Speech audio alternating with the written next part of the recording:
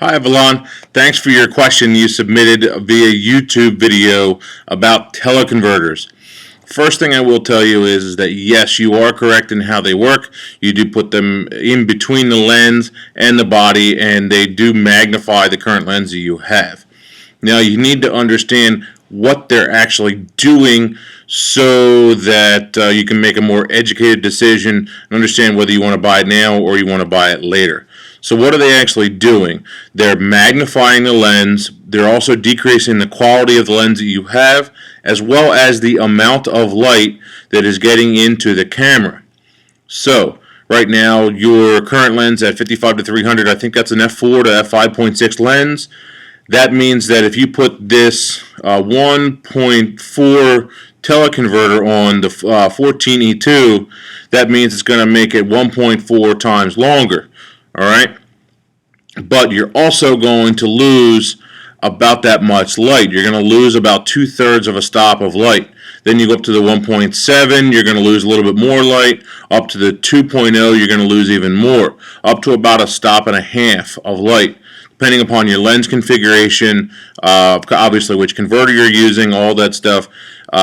So that at your 300 millimeter position, say you're at 5.6.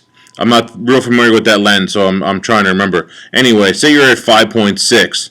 Then you put on any of these teleconverters, you're bringing that down to potentially down to f8. So that's even less light coming in. So basically, you either need to increase your ISO and or keep your shutter speed down. Shooting sports, that's not really an option to keep your shutter speed down. Usually that means your ISO is real high. Since your ISO is real high, I couldn't tell what camera you had. You may be increasing the amount of noise. Might be tough for you to get nice sharp images at night or in a dimly lit gym or something like that for some sporting events. So you really need to be careful with that. That said, what I would probably recommend, and it's one of those things that, which comes first, the chicken or the egg.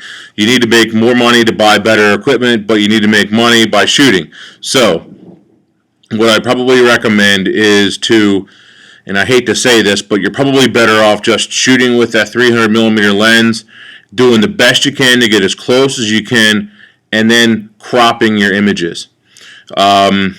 If you can do it, when you move along a little bit more, buy a 70 to 200 2.8 lens and get one of these converters. And to be totally honest, I don't even know if these converters are compatible with that 55 to 300 lens. You'll need to make sure that they're compatible before you purchase them.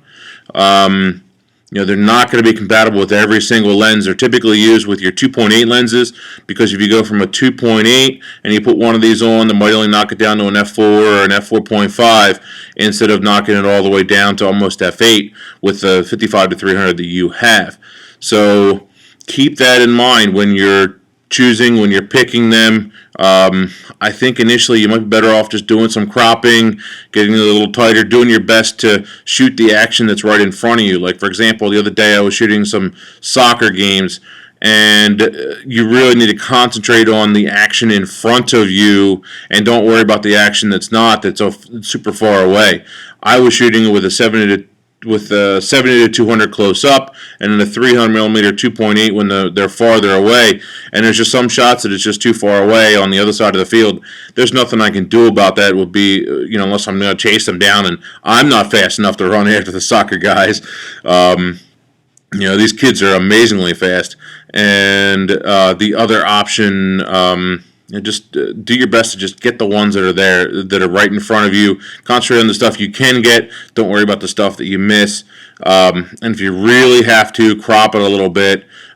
Make sure you're shooting raw. Don't shoot JPEG. That's going to help your cropped images. It's going to help your white balance, all that stuff. And so hopefully this video helps. Hopefully it explains it a little bit better. The 1.4 is going to give you a little bit of magnification, about 1.4 times. The 17 here, 1.7 times. 2.0, about 2 times your current zoom length. But they also increase the amount of light that they decrease in your lens. So if it's an f4, it goes all the way down to you know, a little more than 5.6 or so with the 2.0. So hopefully you understand everything there. Any other questions? Ask them again. Send me another video. Gladly help. Thank you. Greg Cazillo, Cazillo.com. Thanks, guys. See ya. Keep shooting.